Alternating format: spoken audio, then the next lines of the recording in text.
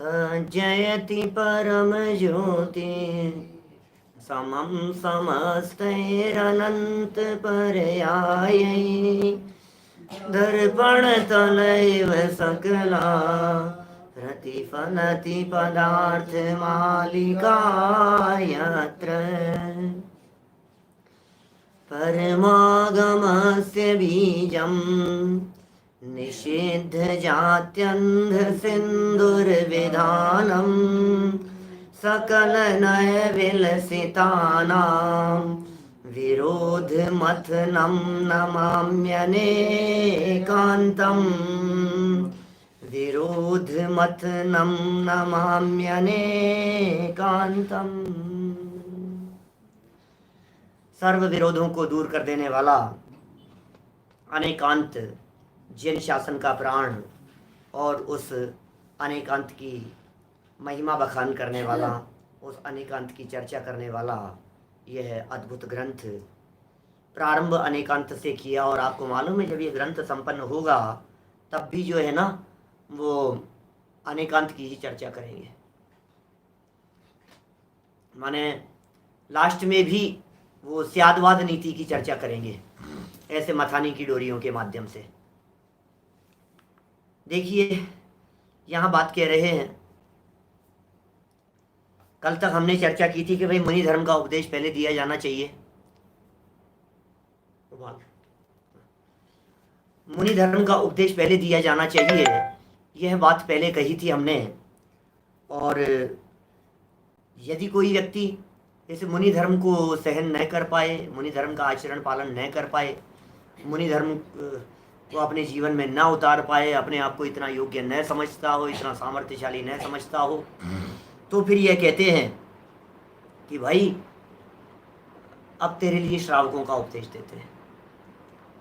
सबसे पहले तो कल हमने जो चर्चा की उसमें ये कहा कि भाई साहब उपदेश तो ऊंचे चढ़ने के लिए दिया जाता है, सबसे पहले तो बात ऊंची करो। आप छोटा लक्ष्य बड़ा अपराध है, ये समझ लो।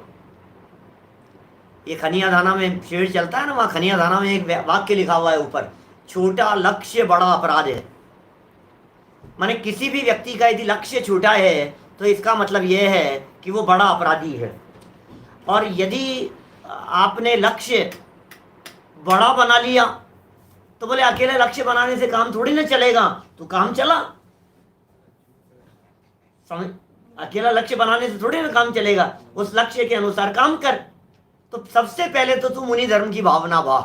अब यदि मुनि धर्म का पालन नहीं कर पा रहा है तो आचार्य देव यहाँ श्रावक धर्म का व्याख्यान करते हैं। बहुत सुंदर और मार्मिक प्रकरण है। ग्रंथ का प्रारंभ यहाँ से हो रहा है। कल हम भूमिका संपन्न कर चुके हैं। देखिए आप 20 नंबर के श्लोक से बात को प्रारंभ करेंगे। पेज नंबर है 51, 51 नंबर का पेज है। श्रावक धर्म व्याख्यान कितना है? 27 नंबर पेज है पुरानी पुस्तकों में। नई पुस्तकों में 51 नंबर पेज, पीडीएफ में भी 51 ही है। श्रावक धर्म व्याख्यान। श्रावक का 4 ग्रंथ है। श्रावक की चर्चा यहां से प्रारंभ कर रहे हैं। सबसे पहली चर्चा सम्यक दर्शन अधिकार, अधिकारों में बांट दिया। ये सम्यक दर्शन अधिकार है, फिर सम्यक ज्ञान अधिकार की बात करेंगे, चारित्र की बात करेंगे, सल्लेखन आदि के प्रकरणों की चर्चा करेंगे। ये सब अलग अलग अधिकारों के अंदर बांट दिया है। सबसे पहले अधिकार का नाम है सम्यक दर्शन। इसका मतलब श्रावक धर्म की चर्चा करते समय सम्यक दर्शन सबसे पहले नंबर पर है। इस अधिकार का नाम ही सम्यक दर्शन अधिकार है। श्रावक धर्म, धर्म करना है ना हमारे को। हर व्यक्ति धर्म करना चाहता है। धर्म करो साहब, धर्म करो साहब। यहाँ बिल्कुल साहब धर्म करना है, करो धर्म करो। क्या करें साहब? पूजन करो, एक आयोजन करवाओ एक। अरे बहुत धर्मात्मा है, आपको पता है कितना पूजन पाठ करते हैं। बहुत धर्मात्मा है, आपको मालूम है कितने उपवास करते हैं। अरे भाई साहब वो तो बहुत धर्मात्मा है, रात को पानी भी नहीं पीते। आपको पता है कितने धर्मात्मा है? अच्छा बहुत धर्मात्मा है भाई। रात को पानी भी नहीं पीते, शुद्ध सात्विक भोजन करते हैं, पानी छान करके पीते हैं, बाजार का नहीं खाते पीते हैं। अरे बहुत सरल स्वभावी है भाई साहब। क्या पूजन पाठ के अंदर लगे रहते हैं, क्या माला का जाप वगैरह करते रहते हैं। आए दिन तो देखो, हर वीक तो उनके विधान होते हैं। अष्टमी चतुर्दशी को उनके नियमों की बात करें तो आप कल्पना नहीं कर सकते कैसे नियमों का पालन करते हैं। हमें देख देख करके वो धर्मात्मा नजर आते हैं और हमें ऐसे लगता है यही तो है धर्म, और क्या है श्रावक के लिए, और क्या धर्म है, रात्रि भोजन मत करो, ये श्रावक का धर्म है। पानी छान करके पियो, बाजार का मत खाओ। माने खान पीन और बाह्य आचरण को ही हम धर्मात्मा समझते हैं, और ज्यादा करो तो स्वाध्याय करने वालों को धर्मात्मा कह दो। बोलो भाई, हमारे लोगों की दृष्टि कैसी है? एक तो ये कि आप व्रत उपवास बाह्य क्रियाओं का पालन करने वाले को धर्मात्मा कहो, और यदि आप बाहरी क्रियाओं का पालन करने वाले की बात नहीं करते हो तो पढ़ने पढ़ाने वालों को धर्मात्मा कह दो। अरे भाई साहब, आपको पता है पंडित जी बहुत धर्मात्मा हैं, 4-4 6-6 घंटा 6-6 घंटा तो स्वाध्याय चलता है उनका, दिन में 4-4 तो प्रवचन करते हैं, 2-2 घंटा खुद स्वाध्याय करते हैं बैठ करके, बहुत धर्मात्मा है भाई, बहुत धर्मात्मा है। श्रावक धर्म का व्याख्यान कर रहे हैं। धर्म क्या है? इधर जो लाइनें हैं ना, यद्यपि अपन ने पढ़ा नहीं है, कोटेशन है नाटक समयसार का, लेकिन इसकी 2 लाइनें जरूर मैं यहाँ बतलाना चाहता हूँ श्रावक धर्म के सिलसिले में। पूरा श्लोक बहुत मार्मिक है। मैंने हम तो कई बार कई प्रसंगों में, क्योंकि 4 पुरुषार्थों की चर्चा है ना, हम तो कई बार कर लेते हैं ये चर्चा लोगों के बीच में। कुल को आचार्य ताहि मूरख धर्म कहे, पंडित धर्म कहे वस्तु के स्वभाव को। धर्म धर्म धर्म, कुल के आचरण को धर्म कह रहा है। अरे सारा धर्म भ्रष्ट कर दिया इसने, ब्राह्मण होकर के क्षूद्रों के यहाँ पानी पी लिया इसने, धर्म भ्रष्ट कर दिया। कुल के आचरण को मूर्ख लोग धर्म कहते हैं। आपका धर्म क्या? अरे इतना ऊंचा, अपन उनके यहाँ का पानी पीते होंगे, उनके हाथ का, वो क्षुद्र लोग हैं, वो ये हैं, वो उनके हाथ का भंगी है, ये जो भी बातें इस तरह की कहता है, नीच जाति कुल वालों की चर्चाएं करता है। माने इसे ऐसा लगता है मैं धर्मात्मा हूं, माने मेरा कुल कितना उच्च है, मैं महान कुल का व्यक्ति हूं और मुझे कुल के अनुसार आचरण करना चाहिए, कुल परंपरा के अनुसार मेरा जीवन चरित्र होना चाहिए। यह जीव कुल के आचरण को धर्मात्मा कहता है। बाह्य क्रिया से ही देखता है अज्ञानी जीव, बाह्य क्रिया से ही धर्मात्मा मानता है, क्रियाओं को देख देख करके। इसलिए ये तो कहते हैं मूर्ख धर्म कहे। बनारसी दास जी नाटक समयसार की लाइनें हैं। कुल के आचरण करने को मूर्ख लोग धर्मात्मा कहते हैं, धर्मात्मा समझते हैं। लेकिन जो पंडित हैं, ज्ञानी हैं, धर्मात्मा हैं, समझदार हैं, वो कहते हैं वस्तु का स्वभाव धर्म है। बापू क्या समझ रहा है? वस्तु के स्वभाव को धर्म कहते हैं। आचरण आचरण में क्या धर्म है? कुल परंपरा के अनुसार आचरण करने का नाम यदि धर्म हो तो हिंदू, मुसलमान, सिख, ईसाई सब लोग तुम्हारे जैनियों से ज्यादा कुल के अनुसार आचरण करने वाले मुस्लिम धर्म वाले मिलेंगे। आगे 5-5 समय की नमाज पढ़ते हैं, बोलो आप क्या करोगे? जिस समय वे उनके रोजे रखते हैं उस समय दिन भर थूक मुंह में से निगलना भी पाप समझते हैं। इतना आचरण का पालन करते हैं, इतना उत्कृष्ट रीति से। दिन भर कुछ खाना पीना नहीं, सूर्योदय से लेकर के सूर्यास्त तक कुछ भी खाना पीना नहीं, त्याग है सब कुछ। खाना भी नहीं, पीना भी नहीं, निर्जल, पानी भी नहीं पीना और थूक भी नहीं निगलना। कैसे आचरण का पालन करते हैं बोलो? लगता है आपको बहुत धर्मात्मा होंगे। कुल के आचरण करने का नाम यदि धर्मात्मा हो तो वे बहुत बड़े धर्मात्मा हो जाएंगे, लेकिन कुल के आचरण का नाम धर्मात्मा नहीं है। तो धर्म क्या है? श्रावकों का धर्म क्या है साहब? ये बात बतला दो। श्रावकों का धर्म तो यही समझ में आ रहा था, पूजन पाठ भक्ति आदि ध्यान आदि तो मुनिराजों का धर्म है। अब श्रावक तो बेचारा माला फेर सकता है, श्रावक तो बेचारा पढ़ सकता है, स्वाध्याय कर सकता है, पूजन विधान कर सकता है, यही करेगा श्रावक तो। अरे भाई पढ़ तो सही, शुरुआत कर रहे हैं यहाँ, बहुत गजब मार्मिक चर्चा है, ग्रंथ की शुरुआत है, आनंददायक चर्चाएं हैं। आपको सच में बड़ा आनंद आएगा कि श्रावकों के लिए भी क्या धर्म कहा गया है।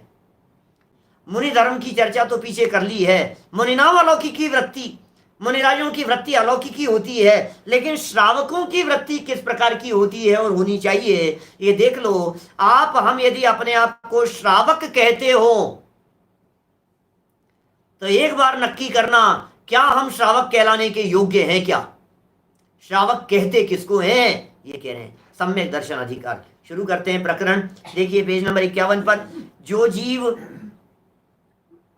मुनि धर्म का भार उठाने में असमर्थ है। ओहो, मुनि धर्म का बोझा नहीं उठा सकते। बोझा है, भार है वो, उसको अंगीकार नहीं कर सकते। सामर्थ्य नहीं है, इतनी परिचय सहने की सामर्थ्य नहीं है। मैं नहीं झेल पाऊंगा, मैं केस नोट्स नहीं कर पाऊंगा, मैं परिचय नहीं सह पाऊंगा, मैं उपसर्गों को नहीं सह पाऊंगा, मुझ में इतना ज्ञान नहीं है। नंगे पांव चलना, ये चलना, मैं अभी तो मेरे से नहीं हो सकता है। तो जो व्यक्ति मुनि धर्म रूपी जीवन जीने में अपने आप को असमर्थ महसूस करते हैं, जो अपने आप को असमर्थ महसूस कर रहे हैं, उनके लिए आचार्य श्रावक धर्म का व्याख्यान करते हैं। उनके लिए आचार्य ये कह रहे हैं, तुम श्रावक, कोई बात नहीं, मैं समझ सकता हूं तुम्हारी स्थिति, कोई दिक्कत नहीं है, इतना सा कर लो। जैसे बहुत सारे लोग, हमारे सुनने वाले लोगों में ऐसे होंगे जो एजेंट होंगे, LIC के एजेंट होंगे, किसी कंपनी के होंगे, तो लोगों के पास में जाकर के कुछ कलेक्शन करते होंगे। इतना नहीं हो पा रहा, चलो कोई बात नहीं, आप 1 लाख का नहीं करवा पा रहे हो तो कोई बात नहीं, 50,000 का कर लो, FD करा लो, ये RD करा लो, ये करा लो, SIP करा लो, इंश्योरेंस करा लो, इतना ज़्यादा नहीं करा पा रहे हो तो इतने का करा लो। तो मतलब आप यदि मुनि धर्म का पालन नहीं कर पा रहे हो तो आप श्रावकों के योग्य आचरण का पालन करो। उनके लिए व्याख्यान कर रहे हैं। माने इस प्रकार से हम ये कह सकते हैं कि अब आचार्य देव श्रावकाचार का निरूपण करना प्रारंभ कर रहे हैं, श्रावकाचार ग्रंथ लिख रहे हैं। वहां श्रावक को धर्म साधन में क्या करना चाहिए उसका व्याख्यान किया जा रहा है। श्रावक को धर्म साधन में क्या करना चाहिए। अरे गजब की बात कह दी है, मुझे तो इतनी प्रसन्नता होती है। ये LIC एडवाइजर हैं हमारे चेतन जी संघवी, देखो क्या कह रहे हैं, श्रावक के लिए इतनी सुंदर बात इन्होंने कह दी है। श्रावक के लिए धर्म साधन में क्या करना चाहिए, बोलो। ये प्रश्न यदि आपके सामने खड़ा होता तो आप क्या जवाब देते, बोलो राजेंद्र जी, क्या बोलते आप। ये प्रश्न यदि आपके सामने खड़ा होता, विनीत भाई, आपके सामने यदि ये प्रश्न खड़ा होता तो आप क्या जवाब देते। श्रावक के लिए धर्म बतलाओ, क्या करना चाहिए, धर्म साधन में क्या करना चाहिए, बोलो। अपने दिल पर हाथ रख करके कहो। इतने स्वाध्यायी लोग हैं, सब लोग, जितने लोग सुन रहे हैं, अपने दिल पर हाथ रख करके कहो, यदि कोई व्यक्ति आपसे ये पूछे कि मुझे धर्म साधन करना है, क्या करना चाहिए, बोलो। मुझे धर्म करना है, क्या करना चाहिए। स्वाध्यायी ग्रुप है, स्वाध्यायी लोग हैं हम लोग, हम कह रहे हैं स्वाध्याय करो, स्वाध्याय करो यार, आप थोड़ा सा पढ़ो, ये करो, आप ये ग्रंथ ले जाओ, इसका अध्ययन करो। है आपकी हिम्मत, धर्म रत्नत्रय के बिना नहीं होता। सम्यक दर्शन, सम्यक ज्ञान और सम्यक चारित्र प्रकट करने का प्रयास करो। है आपकी इतनी हिम्मत, किसी श्रावक को ये बात कह सको आप। श्रावक धर्म की चर्चा कर रहे हैं, धर्म साधन में क्या करना चाहिए, किसका नाम धर्म साधन है। बहुत धर्मात्मा बने फिरते हैं, बड़े बड़े धर्मात्मा बनकर के फिर रहे हैं हम। हमारे थोड़े से आचरण को देख करके, हमारे थोड़े से ज्ञान क्षयोपशम को देख करके, भाई आचरण को देख करके दुनिया हमारे को धर्मात्मा कह रही है, हम अपने आप को धर्मात्मा समझ रहे हैं। बहुत बड़ा धर्मात्मा समझ लिया अपने आप को, कितनी बड़ी गलतफहमी में जी रहे हैं। 20 नंबर का श्लोक पढ़ो। एवं सम्यक दर्शन बोध चरित्र त्रयात्मको नित्यम तस्यापि मोक्ष मार्गो भवति निषेव्यो यथा शक्ति। क्या ये इसका व्याख्यान किया जा रहा है, श्रावकों के धर्म का व्याख्यान किया जा रहा है। यहाँ की पंक्तियां पढ़ ली अपन ने। यदि ये पंक्तियां नहीं पढ़ते तो किसी भी व्यक्ति को धर्म के नाम पर स्वाध्याय का उपदेश देते। ये पंक्तियां यदि नहीं पढ़ते और कोई व्यक्ति यदि ये श्रावकाचार ग्रंथ नहीं पढ़ रहा होता और जन सामान्य से किसी व्यक्ति से धर्म के लिए पूछता तो ये कहता अठाइयां आने वाली हैं, 28 जून से अष्टानिका शुरू हो रही है, एक काम करो आप 28 के अंदर विधान कर लो, एक सिद्ध चक्र विधान करो, आप खूब धर्म होगा। मैना सुंदरी को हुआ था, उनका कोड रोग दूर हो गया था। अभी कौन कौन सी बातें अभी करेंगे अष्टानिका में, उन सब बातों की चर्चा अपन थोड़ी बहुत आपके बीच में। अभी क्या कह रहे हैं ये अन्वयार्थ देखो। एवं माने इस प्रकार, तस्यापि उस गृहस्थ को भी, यथाशक्ति अपनी शक्ति अनुसार सम्यक दर्शन बोध चरित्र त्रयात्मक है। सम्यक दर्शन, सम्यक ज्ञान, सम्यक चारित्र, इन तीन भेद रूप मोक्ष मार्ग है, मुक्ति का मार्ग। नित्यम सर्वदा निषेव्य है, सेवन करना योग्य है, भवती है। सम्यक दर्शन, सम्यक ज्ञान और सम्यक चारित्र का सेवन करना योग्य है। सम्यक दर्शन करो, सम्यक ज्ञान करो, सम्यक चारित्र की प्राप्ति करो, रत्नत्रय का सेवन करो, ये मुक्ति का मार्ग है। तीन भेद रूप मुक्ति के मार्ग का सेवन करना योग्य है। यथाशक्ति, जितनी आप में शक्ति हो, कीजे शक्ति प्रमाण, शक्ति बिना सरधा धरे। ये लाइन आती है ना, पूजन में बोलते हैं अपन, कीजे शक्ति प्रमाण, कीजे शक्ति प्रमाण, शक्ति बिना सरधा धरे। ध्यानत लीनो नाम, ध्यानत लीनो नाम, यही भगति शिव सुख करे।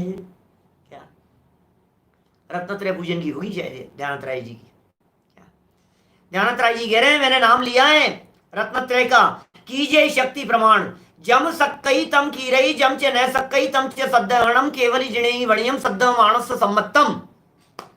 कुंद कुंदाचार्य देव का वचन है, जितना सक्षम हो आप उतना करो, श्रद्धा करो बाकी की। शक्ति, शक्ति प्रमाण, शक्ति तह तप, शक्ति तह त्याग, 16 कारण भावनाओं में शक्ति अनुसार तप करो, शक्ति अनुसार त्याग करो। अपनी भूमिका तो देखो, ज्यादा खेचतान मत करो। सुनो, सहजता में धर्म है, खेचतान में धर्म नहीं होता। खेच खेच करके धर्म करेंगे, नहीं होता है खेचतान में धर्म। खेचतान में तो आकुलता होती है। खेचतान तीव्र कषाय के बिना नहीं हो सकता है। नहीं, मैं पालन करना है, मैं पालन करूंगा, मैं पालन करूंगा, ये धर्म तो नहीं होता है। इसके जबरन पालन कर रहा है तो खेचतान करके सहज रहे, किसी को नहीं। अंदर से जब किसी चीज का रस टूटता है तो बाहर में त्याग अपने आप हो जाता है। त्याग किया नहीं जाता, हो जाता है। त्याग करने के लिए आपको कुछ करना नहीं पड़ेगा, अपने आप त्याग होता है, अपने आप सहज है। ये सहज वृत्ति है। कितनी सुंदर बात कह रहे हैं। टीका देखो आप, टोडरमल जी साहब टीका में क्या कहते हैं, तस्य अपि यथाशक्ति एवं मोक्ष मार्ग है निषेव्य भवति। उस गृहस्थ को भी अपनी शक्ति अनुसार जिसका वर्णन आगे किया जा रहा है, ऐसे मोक्ष मार्ग का सेवन करना योग्य है। मैंने मोक्ष मार्ग बताया नहीं है अभी, इसका वर्णन तो करेंगे आगे। मोक्ष मार्ग की चर्चा तो पूरे ग्रंथ में करेंगे, विस्तार से करेंगे।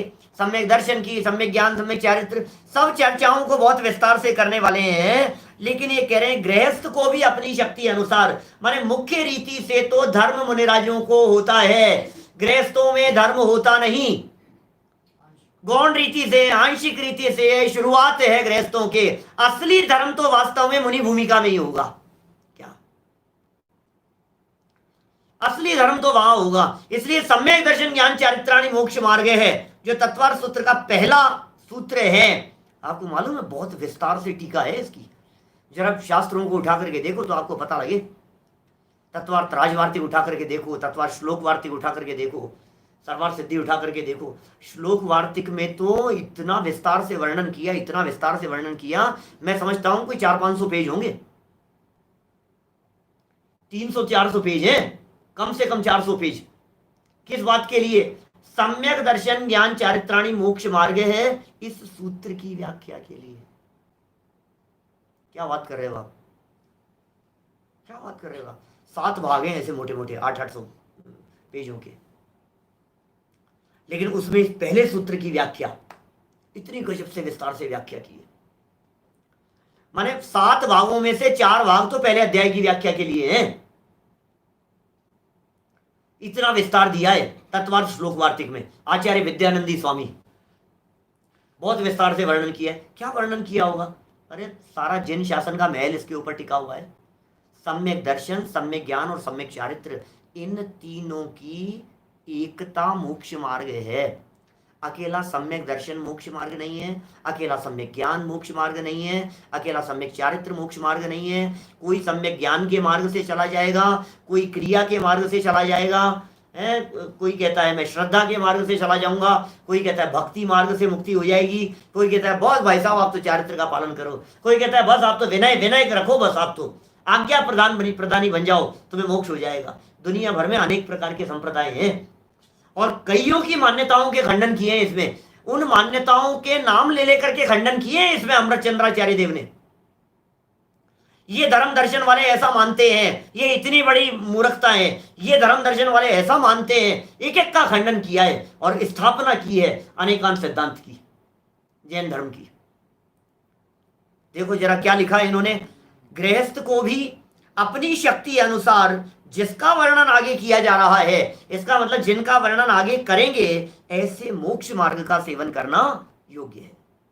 भावार्थ टोडरमल जी क्या कहते हैं देखिए, मुनि के तो मोक्ष मार्ग का सेवन संपूर्ण रूप से होता है। भाई मुनिराज तो धर्मात्मा है, मुनिराज ही सच्चे धर्मात्मा है। गृहस्थ को तो धर्म अंश मात्र है और मुनिराज भोगते सुख की खान। मुनिराज तो महासुखी है, मुनिराज तो चलते फिरते धर्मात्मा है। धर्म यदि आपको कहीं देखना हो तो मुनिराज को देखो, आपको सुख यदि देखना हो तो मुनिराजों को देखो। धर्म का क्या स्वरूप है यदि आपको देखना है तो चलते फिरते सिद्धों से गुरु, ऐसे हमारे वहां मुनिराज। तो मुनिराज तो धर्म मूर्ति है, धर्म मूर्ति है, साक्षात धर्म की मूर्ति है मुनिराज तो मुनिराजों की बात तो बड़ी अजब गजब की है भाई साहब। मुनिराजों की बात तो छोड़ दो, आप श्रावकों की बात करो यहाँ तो ये कह रहे हैं भाई मोक्ष मार्ग का सेवन संपूर्ण रूप से तो मुनि भूमिका में होगा। अब यदि तुझे ये चाहिए कि भाई मोक्ष मार्ग का पालन किस प्रकार से करें क्या, तो आप ऐसा सोच लीजिए कि मोक्ष मार्ग का पालन करने के लिए मुनि बन जाओ, तब तो पूरी तरह से धर्म का पालन हो जाएगा। क्योंकि मार्ग की चर्चा कर रहे हैं, सिद्ध भगवान तो है मंजिल, अरहंत भगवान को मंजिल मान लो, तो मंजिल पर पहुंचने के पहले जो कुछ भी था वो सब मार्ग था। सिद्ध भगवान मंजिल है, अरहंत भगवान को भी अपन ने मंजिल में शामिल कर लिया, मुक्ति में शामिल कर लिया, तो बोले उससे एक स्टेप, एक कदम पीछे तक क्या है, बोले मार्ग। तो मोक्ष मार्ग चौथे गुणस्थान से शुरू होता है और 12वें गुणस्थान तक मार्ग कहलाता है। मोक्ष मार्ग की शुरुआत चौथे गुणस्थान से, और मोक्ष मार्ग कौन सी जगह तक चलेगा, बोले 12वें गुणस्थान तक मार्ग है और 13वें गुणस्थान पर हमने मंजिल कह दी, क्योंकि 13वें गुणस्थान में हमने पूर्णता मान ली। तो चौथे गुणस्थान का तो स्टार्टिंग पॉइंट है, कुछ नहीं है। अब आगे बढ़ो, 5वें वाले के थोड़ा विशेष हो गया है, और छठे 7वें गुणस्थान में सच में धर्म हुआ है विशेष। छठा 7वां गुणस्थान और उससे ऊपर के कुछ गुणस्थानों में सच में धर्म की मात्रा बहुत बाहुल्यता में देखी जाती है। तो मोक्ष मार्ग का संपूर्ण सेवन, मार्ग का संपूर्ण सेवन तो मुनि भूमिका में होता है, और गृहस्थ को भी अपनी शक्ति प्रमाण मोक्ष मार्ग का थोड़ा बहुत सेवन करना चाहिए। अब गृहस्थ को भी कर लेना चाहिए, थोड़ा बहुत सेवन करना चाहिए, अपनी शक्ति अनुसार कर लेना चाहिए, कारण कि धर्म का कोई दूसरा अंग नहीं है। ये थोड़ी खतरनाक लाइन लिख दी है, ये जो लाइन लिखी है ना, धर्म का कोई दूसरा अंग नहीं है जिसके सेवन करने से अपना भला हो सके। ये लाइन इतनी मार्मिक है कि खूब चर्चा करो इस लाइन के ऊपर। आपको निबंध लिखने के लिए कहता हूं, आप निबंध लिखो, आप व्याख्या करो, आप व्याख्यान करो इस एक लाइन के ऊपर, धर्म का कोई दूसरा अंग नहीं है। क्या गुरुदेव यदि होते ना यहां, इस वचन को यदि वे विस्तार करके बोलते, तो फिर गुरुदेव ये कहते हैं धर्म का कोई दूसरा अंग नहीं है। इसका मतलब व्रत करना धर्म नहीं है, पूजन करना धर्म नहीं है, उपवास धर्म नहीं है, शील संयम आदि में धर्म नहीं है, क्योंकि दूसरा अंग है ही नहीं धर्म का। धर्म का कोई दूसरा अंग नहीं है, इसका मतलब यह है व्रत प्रतिमा लो, उपवास करो, या मंदिर में डेरा डालो, धर्म हो जाएगा ना बहुत। कितना धर्म कर रहे हैं आपको पता है भाई साहब। 6 बार शिखर जी की यात्रा की है मैंने, 6 बार 20 बार तो हम कर चुके। अच्छा, हमने तो 70 बार कर ली। ऐसे ऐसे लोग मिलते हैं जो ये कहते हैं 108 बार कर चुके भाई साहब। हर महीने करने वाले लोग मिलते हैं, साल में एक बार वंदना करने वाले तो 50 लोग हैं दिमाग में जो साल में एक वंदना करते हैं, और साल में 5-10 वंदनाएं करने वाले, 15 वंदना करने वाले भी लोग बहुत मिल जाएंगे। पिछले कई सालों से, 20 सालों से कर रहे हैं, और धर्म, इतना धर्म, इतना धर्म, इतना धर्म, पूरा हिसाब रखता है। हमारे एक कवि थे जयपुर के, बोलते थे बेक्सिया साहब, पुण्य का तो हर कोई रखता हिसाब है, लेकिन पाप, पाप तो बेहिसाब है। पाप का भी कोई हिसाब है पाप का कोई हिसाब? पुण्य का तो फटाफट हिसाब सुना देंगे आप, धर्म का तो फटाफट हिसाब सुना देंगे आप। कोई व्यक्ति यदि आपको कहते ना बड़े धर्मात्मा बनते हैं, अपने आप को बहुत धर्मात्मा समझता है यार, धर्मात्मा क्या कोई कुछ नहीं है, तो फटाफट सुना देगा अपने धर्म की चर्चाएं। मैं सुना करके बतलाऊं क्या क्या बातें सुना देंगे आप। पिछले 3 साल से सुन रहे हैं पंडित जी, हम व्याख्यान सुन रहे हैं। पिछले 15 साल हो गए, 40 साल से स्वाध्याय कर रहा हूं मैं लगातार, रोज 4 घंटे का स्वाध्याय है मेरा। 15 बार शिखर जी की यात्रा कर आया, 4 बार गिरनार जी की यात्रा कर आया, 6 बार बुंदेलखंड की यात्रा कर आया, दक्षिण भारत की यात्रा कर ली, इतनी बार वहां जाता हूं, इतनी बार वहां जाता हूं, उस क्षेत्र पर जाता हूं, इतने शिविर अटेंड कर लिए, इतने पंच कल्याण अटेंड कर लिए। रात को पानी का त्याग कर दिया था मैंने 1948 में। बोलो आप, 1948 के बाद में मैंने पानी नहीं पिया आज तक। ऐसे बुजुर्ग लोग मिलते हैं मेरे को, ये कहते हैं हर अष्टानिका में। मैं अपनी बुआ जी की बात करता हूं, मेरे बुआ जी ने अपने जीवन में इतने सिद्ध चक्र विधान किए हैं, इतने सिद्ध चक्र विधान किए हैं, हर 28 में विधान, और पिछले 60 साल से हर 28 में विधान कर रहे हैं। 180 बार सिद्ध चक्र विधान कर चुके हर 28 में, हर 28 में सिद्ध चक्र विधान, 180 बार सिद्ध चक्र विधान कर चुके खुद। इतने धर्मात्मा, हिसाब है आपके पास में पूरा लंबा चौड़ा। 8 मालाएं रोजाना फेरता हूं, 4 पूजा रोजाना करने का नियम है पंडित जी अपना। अपने 2 घंटा लगता है बराबर। अपन ऐसा करते हैं, सुबह इतने बजे उठ जाता हूं मैं, 3:30 पौने 4 बजे, 3:30 बजे मेरा उठने का समय है, पौने 4 बजे उठने का समय है। उसके बाद ये समय सार मैंने 2 बार पढ़ा है। मोक्ष मार्ग प्रकाशक में 6 बार पढ़ चुका हूं, ये मैं इतनी बार कर चुका हूं। मैंने इतनी चीजों का इतना पालन किया है। उस जगह पर मैंने शिविर लगाया था, वहां मैं इंद्र बना था, वहां ये हुआ था। सारा अपना जिंदगी का पूरा चिट्ठा खोल करके रख देता है ये धर्मात्मापन प्रदर्शित करने के नाम पर। चलो कोई बात नहीं, हम आपसे पूछ रहे हैं, चलो नहीं, अरे साहब बहुत धर्मात्मा साहब, बहुत धर्मात्मा साहब आप। अच्छा, इन सब का यदि टाइम कैलकुलेट किया जाए, क्या पूरे का यदि टाइम कैलकुलेट किया जाए, तो आपकी पूरी लाइफ के टाइम पीरियड में से मान लीजिए 50 साल की आपकी लाइफ हो गई है, जिंदगी हो गई है, और इन सब कार्यों को, टाइम को कलेक्ट करके 24 घंटे के अनुसार निकाला जाए तो 5 साल धर्मात्मापन के निकलेंगे टोटल। बाकी जो है 45 साल वो आपके पाप में बीते हैं। आप देख लो, आप यदि ये कह रहे हो 4 घंटा यदि 24 घंटे में से आप यह पुण्य भाव करके आप अपने आप को धर्मात्मा कहलाना चाह रहे हो, तो बाकी के 20 घंटे पाप में बीतने पर आप पापी क्यों नहीं हो? विचार नहीं करता ये व्यक्ति कभी इस बात के बारे में। धर्मात्मा तो अपने को कह रहा है, कहलवाना चाह रहा है, लेकिन मैं पूछ रहा हूं, जिस समय तुम भोजन कर रहे हो उस समय क्या पुण्य कर रहे हो? जिस समय तुम आराम करते हो, जिस समय तुम सोते हो, जिस समय तुम ठंडी की एसी की हवा का आनंद लेते हो, पंखे कूलर की हवा का आनंद लेते हो, उस समय आप क्या करते हो? धर्म कर रहे हो। जिस समय आप कमाने जाते हो, जिस समय आप दुकान पर जाकर के बैठते हो, क्या उस समय धर्म कर रहे हो? ये सब धर्म ही हो रहा है ना दिन भर। अरे साहब बहुत धर्मात्मा है, बहुत धर्मात्मा है। 24 घंटे में से 4 घंटा, 6 घंटा, 8 घंटा भी यदि आपने इधर दे लिया तो भी 2/3 बहुमत से तो पाप परिणाम ही जीत रहा है। मैं बात नहीं समझेगा मेरी, मैं क्या कह रहा हूं? 24 घंटे का दिन है, 24 घंटे में से 8 घंटे आपका शुभ भाव में बीता, पुण्य परिणामों के अंदर आपने अपना काल बिताया 8 घंटे, और 16 घंटे कहां बीता? भाई पुण्य भावों में तो 8 ही बिताया ना आपकी कैलकुलेशन के हिसाब से। अब उसमें जो पाप था हम उसकी बात नहीं कर रहे। पूजन करते समय जो तुम तू मैं कर रहे थे उसकी बात नहीं कर रहे। तुम्हारे परिणाम जो स्वाध्याय और इनके बीचों के अंदर बीच में भी इधर उधर चले जाते थे उनकी बात नहीं कर रहे। मोटा मोटा रफली क्राइटेरिया बना रहे हैं। 8 घंटा पुण्य भाव और 16 घंटा पाप भाव। तो 2/3 बहुमत से जीत रहा है ना पाप।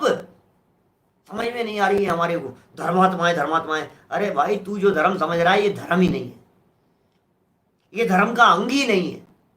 रत्नत्रय को छोड़ करके दूसरा कोई धर्म का अंग नहीं है, रत्नत्रय को छोड़ करके दूसरा कोई धर्म का साधन नहीं है, दूसरा कोई धर्म का कारण नहीं है, दूसरा कोई धर्म का हेतु नहीं है। क्या गजब का वाक्य दिया है।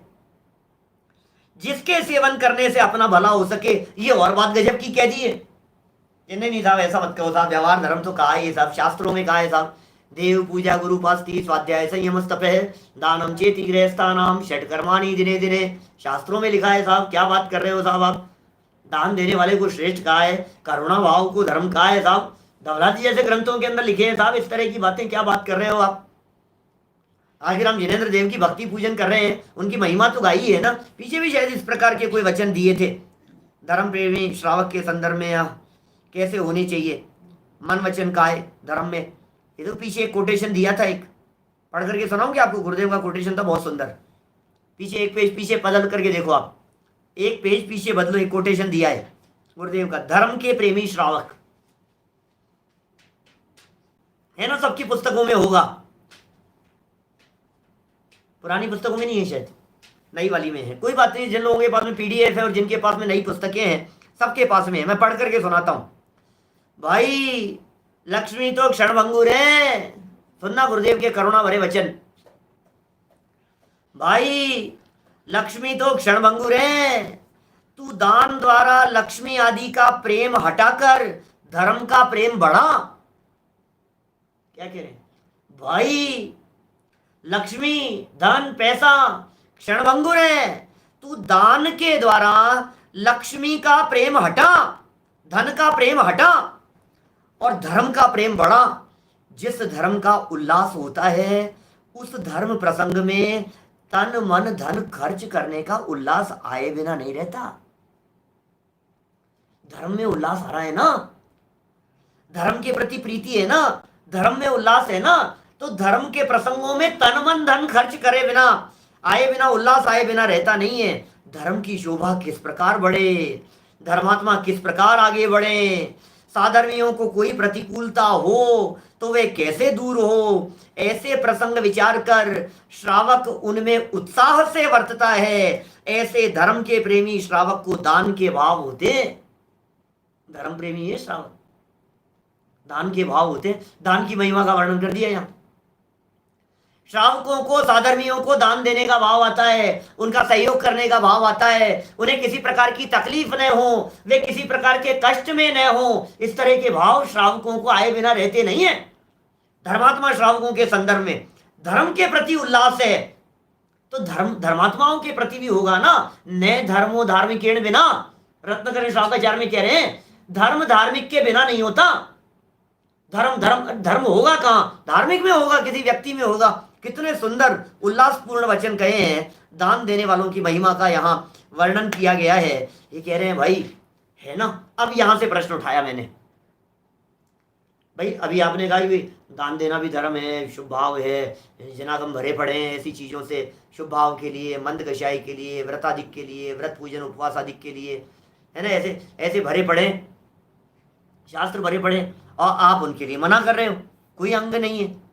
लेकिन अगले वाक्य ने सारे भ्रम तोड़ दिए। धर्म का कोई दूसरा अंग नहीं है, किसके अलावा, रत्नत्रय के अलावा। माने रत्नत्रय तो निश्चय धर्म है, और इस निश्चय धर्म का सहचारी होने के कारण व्रत, शील, संयम, दान, उपवास आदि प्रवृत्तियों को भी उपचार से, व्यवहार से धर्म कहा जाता है। दान आदि क्रियाओं में प्रवृत्त करुणा आदि प्रवृत्तियों को भी उपचार से धर्म कहा जाता है। यद्यपि प्रवचन सार 85 नंबर गाथा में कुंदकुंदाचार्य देव ने करुणा भाव को मोह का चिन्ह कहा है, लेकिन अन्य वीरसेन जैसे आचार्यों ने उन करुणा भाव की चर्चा की कि भाई धर्म है। कुंदकुंदाचार्य देव ने भी अन्य स्थानों पर कार्तिकेय अनुप्रेक्षा आदि में धर्म के अंगों के रूप में प्रतिपादन करते हैं इसका। धम्मो दया विशुद्धो, ऐसा दया के परिणाम, विशुद्धि के परिणाम, उनको भी धर्म कह देते हैं, और व्यवहार धर्म है। धर्म दो प्रकार के होते हैं। धर्म करत संसार सुख, धर्म करत निर्वाण, और धर्म पंथ साधे बिना नर त्रियंच समान। दो प्रकार के धर्म है यहां। धर्म करत संसार सुख, धर्म करने से संसार का सुख मिलेगा, और धर्म करत निर्वाण, धर्म करने से संसार का सुख भी और धर्म करने से निर्वाण भी नहीं हो सकता। दोनों काम, संसार मार्ग अलग है, उल्टा है, और मोक्ष मार्ग उधर है। तो वे चलती ना मोक्ष सुख की चर्चा। मोक्ष का रास्ता अलग है, संसार का रास्ता उससे विपरीत है। मिथ्या दर्शन ज्ञान चारित्राणी संसार मार्ग है, सम्यक दर्शन ज्ञान चारित्राणी मोक्ष मार्ग है। दोनों ही उल्टे उल्टे हैं। और आप कह रहे हो धर्म करने से संसार सुख भी मिलेगा और धर्म करने से मोक्ष सुख भी मिलेगा। एक ही काम से दो विरुद्ध कार्य कैसे हो सकते हैं? एक ही कारण से।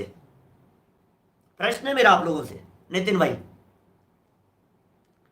एक ही कारण से दो कार्य कैसे हो सकते हैं? दो काम एक साथ कैसे होंगे? सोचो जरा, दिमाग लगाओ।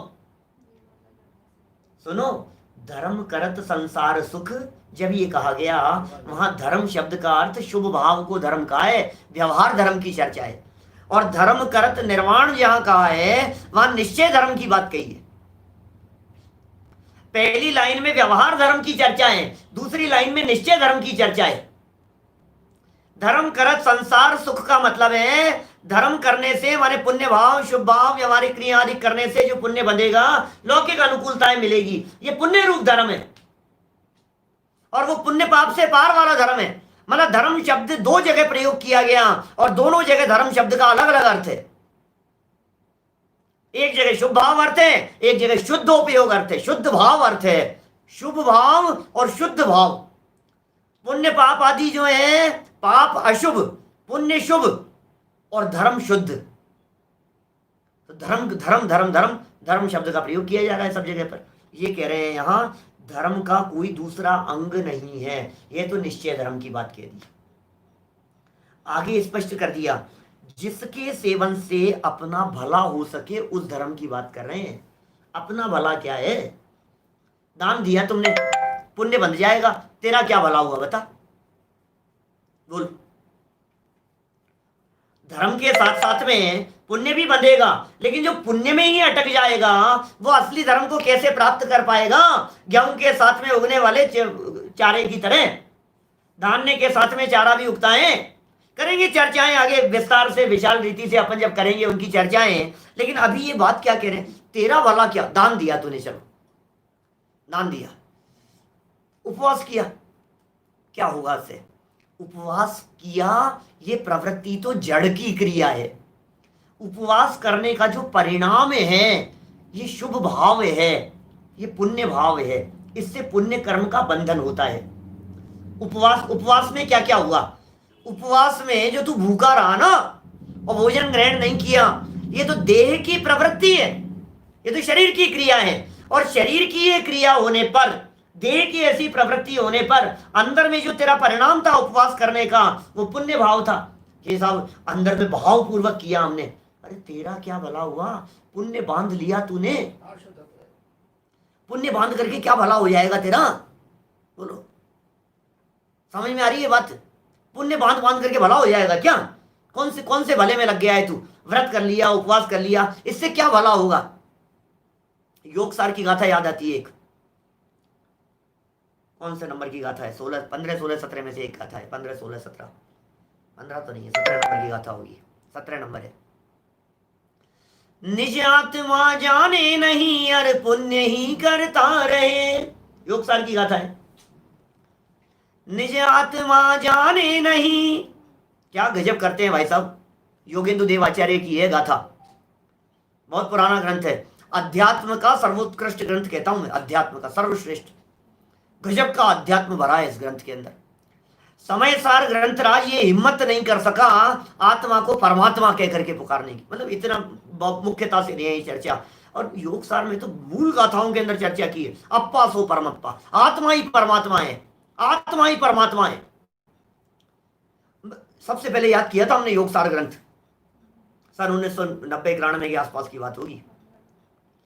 माने कौन से नंबर की गाथा? 15 नंबर की गाथा है। 15 नंबर गाथा है। निज आत्मा जाने नहीं, अरे पुण्य ही करता रहे। क्या? निज आत्मा जाने नहीं, अरे पुण्य ही करता रहे, तो सिद्ध सुख पावे नहीं, संसार में फिरता रहे। क्या? नितिन भाई 33 सागर का हिसाब नहीं, 31 सागर का हिसाब बढ़ा लिया पुण्य में अटक करके। बोलो, पुण्य में अटक गया, कहां कहां चला गया? पुण्य में जो जीव अटके हुए हैं 9वें ग्रह तक चला गया, पुण्य पुण्य के चक्कर में अटका हुआ। और जिनके धर्म के साथ में शुभ भाव था, फिर सर्वार्थ सिद्धि में चले गए, वो अलग में चले। निज आत्मा जाने नहीं, अरे पुण्य ही करता रहे, तो सिद्ध सुख पावे नहीं, संसार में फिरता रहे। 15 नंबर की गाथा है योगसार की, योगेंदु देव की। गजब की गाथा है भाई साहब। देखो जरा क्या कह रहे हैं। सेवन करना, इससे क्या हो जाएगा? मैं तो ये बात कह रहा था आपसे, जिसके सेवन से अपना भला हो सके। बोले पुण्य से तेरा भला नहीं होता, अतीन्द्रिय आनंद नहीं मिलेगा। थोड़ा बहुत पुण्य सामग्री मिल जाएगी, थोड़ी बहुत वैभव सामग्री मिल जाएगी, प्रभव के लिए थोड़ी सी सुविधाएं मिल जाएगी, गाड़ी बंगला मिल जाएगा, तेरा क्या भला हो जाएगा? थोड़ी सी सुख सुविधाएं मिल जाएगी तो क्या हो जाएगा? पाप बांधने में ही तो कारण बनेगा, और क्या है? बोलो बढ़िया जी, ऐसा ही है ना। थोड़ा बहुत पुण्य कमा लिया तो क्या होगा? क्या इकट्ठा कर लिया तूने? पुण्य पुण्य इकट्ठा करके क्या कर लिया? बतला। ढेर लगा ले पुण्य का, मजा मजा आ गया, मजा आ गया। अरे क्या होगा इस ढेर का, इस पुण्य का? इतना पैसा मिल जाएगा क्यों? और क्या होगा? अरे साहब अच्छा बंगला मिल जाएगा, तो तेरा क्या भला हुआ अच्छे बंगले में? बता। जब तुझे बंगले में रहना ही नहीं है, तुझे मुनिव्रत अंगीकार करना है, तो बंगला 5 करोड़ का हो या 50 करोड़ का हो, बता। सुखी होने के लिए तुझे मुनि बनना है, तू 50 करोड़ के बंगले की बात कर रहा है। क्या लेना देना है उस बंगले में? कहां सुख है? माने ये नक्की तो करना पड़ेगा हमारे को, माने ये कुछ करने में समर्थ नहीं है जिसके सेवन से अपना भला हो सके। कैसा है मोक्ष मार्ग? गजब की चर्चाएं हैं। मैं तो अभी, मन तो ऐसा है एक एक श्लोक के ऊपर रुक जाओ यहीं पे, पंक्तियों को बढ़ाओ मत, क्योंकि नीचे की 3 लाइनें भी इतनी गजब की है। कैसा है मोक्ष मार्ग? सम्यक दर्शन बोध चरित्र त्रयात्मक है। सम्यक दर्शन, सम्यक ज्ञान, सम्यक चारित्र का त्रिक जिसका स्वरूप है। त्रिक, सम्यक दर्शन, सम्यक ज्ञान, सम्यक चारित्र, ये कह रहे त्रिक। इन तीनों को मिलाकर के एक, भिन्न भिन्न 3 मोक्ष मार्ग नहीं है, तीनों मिलकर एक मोक्ष मार्ग है। अब जरा सम्यक दर्शन ज्ञान चारित्राणी मोक्ष मार्ग की व्याख्या पढ़ लो आप जरा। सम्यक दर्शन ज्ञान चारित्राणी बहुवचन कहकर के मोक्ष मार्ग में जो एक वचन कहा है, वो एक वचन कहने का हेतु ही यही है कि 3 कहकर के तीनों की एकता बताना चाहते हैं। व्याकरण वाले को दिखाओ, किसी संस्कृत व्याकरण वाले को, वो कह देगा सूत्र गलत है भाई साहब, आपका सूत्र ही गलत है, व्याकरण की दृष्टि से गलत है, संस्कृत सही नहीं है इसमें। क्या बात कर रहे हो आप? सम्यक दर्शन ज्ञान चारित्राणी, ये बहुवचन है, बहुवचन के साथ में एक वचन का प्रयोग किया है आपने। मोक्ष मार्ग है, एक वचन है, बोले सही नहीं है ये बात। तो आचार्यों ने व्याख्या की। सर्वार्थ सिद्धिकार पूज्यपाद स्वामी जो हैं, ये पूज्यपाद आचार्य देव उसकी व्याख्या करते हुए सबसे पहले पूज्यपाद आचार्य देव ने जो कलम चलाई उसके ऊपर और खुलासा किया एक एक सूत्र के अंग का, बोले नहीं सही है। और क्या तर्क दिया? ये 3 मार्ग नहीं है, तीनों मिलकर के एक मार्ग है। और फिर जो व्याख्याएं की है राजवार्तिक वगैरह, जब हम ग्रंथों को उठा करके देखते हैं, मैंने चलाया था मुमुक्षु ऑफ नॉर्थ अमेरिका वालों के लिए राजवार्तिक, साल 2 साल चला था, विस्तार से चर्चा की थी राजवार्तिक की, तत्वार्थ राजवार्तिक की। न्याय भरा है गजब का, और ऐसे उदाहरण दिए हैं उसमें। सुनो, औषधि का ज्ञान, औषधि का श्रद्धान और औषधि का सेवन, दवाई, दवाई का श्रद्धान, दवाई का ज्ञान और दवाई का सेवन, इन तीनों में से कौन सी चीज को मिस कर देवे कि जिसके माध्यम से आपका कल्याण हो जावे? बोलो, तबीयत ठीक हो जावे। इतने भी बड़े से बड़े डॉक्टर को दिखा लो, आपको दवाई और डॉक्टर पे भरोसा नहीं हो तो उसका इलाज लगेगा नहीं आपको। भरोसे से काम करती है दवाइयाँ भी, भरोसा बड़ी चीज है। भरोसा तो ऐसा पूरा भरोसा है डॉक्टर साहब मेरे को आपके ऊपर, और दवाई भी लिए, लेकिन ज्ञान नहीं था, सुबह लेने वाली को रात को ले ली, दूध के साथ लेने वाली को भूखे पेट ले ली, भूखे पेट लेने वाली को खाना खाने के बाद ले ली। कुछ ज्ञान नहीं था तो क्या होगा? ज्ञान भी है और श्रद्धा भी है, लेकिन दवाई ली नहीं तो तबीयत कितनी ठीक होगी? तो ज्ञान भी चाहिए, श्रद्धा भी चाहिए और चारित्र भी चाहिए। संतलाल जी कभी नहीं चर्चा की है इसकी सिद्ध चक्र विधान में? अंध पंगु और आलसी जुदे जुदे दवलोए। सिद्ध चक्र विधान में कह रहे हैं अंधा व्यक्ति है, पंगु व्यक्ति है और आलसी व्यक्ति है, यदि तीनों जंगल में लगी हुई आग में अलग अलग जगह पर है, जल करके भस्म हो जाएंगे, राख हो जाएंगे, तीनों के तीनों मर जाएंगे। और यदि तीनों मिल जाएं तो जंगल में लगी हुई आग में से निकल करके पार हो सकते हैं। सैकड़ों उदाहरण है, उदाहरणों की कमी नहीं है अपने पास में। इतने उदाहरण दिए जा सकते हैं इस चीज के संदर्भ में, लाइन लगा करके उदाहरण दिए जा सकते हैं। आपको भरोसा चाहिए, विश्वास चाहिए, विश्वास होना चाहिए, ज्ञान होना चाहिए, श्रद्धा ज्ञान और चरित्र होना चाहिए, माने उसका सेवन होना चाहिए, उसका पालन होना चाहिए। इन तीनों के बिना काम नहीं चलता है। ये कह रहे हैं तीनों मिलकर एक मोक्ष मार्ग है, ये हमारे ज्ञान में आना चाहिए। ये रत्नत्रय, ये श्रावक धर्म की चर्चा कर रहे हैं भाई साहब, श्रावकों का धर्म बतला रहे हैं रत्नत्रय। सम्यक दर्शन, सम्यक ज्ञान, सम्यक चारित्र, ये मुनिराजों का धर्म नहीं बतला रहे हैं। ये श्रावक धर्म की व्याख्या करते हुए अमृत चंद्राचार्य देव ने सम्यक दर्शन अधिकार में शुरुआत यहां से की है। तो भी साहब तीन तो है ना, सम्यक दर्शन, सम्यक ज्ञान और सम्यक चारित्र। अब कल का तो इतना गजब का श्लोक आने वाला है आगे वाला, तत्रादौ सम्यक्त्वम। ये साहब इन तीनों में से पहले क्या करें? पहले क्या करें? पहले ज्ञान करना चाहिए। क्यों? पहले श्रद्धा करनी चाहिए, पहले पालन करना चाहिए, चारित्र का पालन करना चाहिए। इन तीनों में से पहले क्या करें? तत्रादौ सम्यक्त्वम। बड़ी गजब की चर्चा है, हम कल उस चर्चा को यथा समय करेंगे। अभी की बात को हम इसी भावना से विराम देते हैं कि हम सच्चे धर्म का स्वरूप समझेंगे, जैन धर्म का स्वरूप समझेंगे। जैन धर्म और जिन आमनाएं किस बात की तरफ हमारा ध्यान आकर्षित करना चाहता है, उसकी हम गहराई में जाने का प्रयास करेंगे और अपने जीवन में इस सच्चे धर्म को अपनाते हुए सच्चे धर्मात्मा बनेंगे। इसी मंगल भावना से मैं बात को यही विराम देता हूँ। ओम नमः सिद्धेभ्य। निज में बताई अनंत उपकार, उसके लिए जिन वाणी माँ को वंदना शत बार है, वंदना शत बार।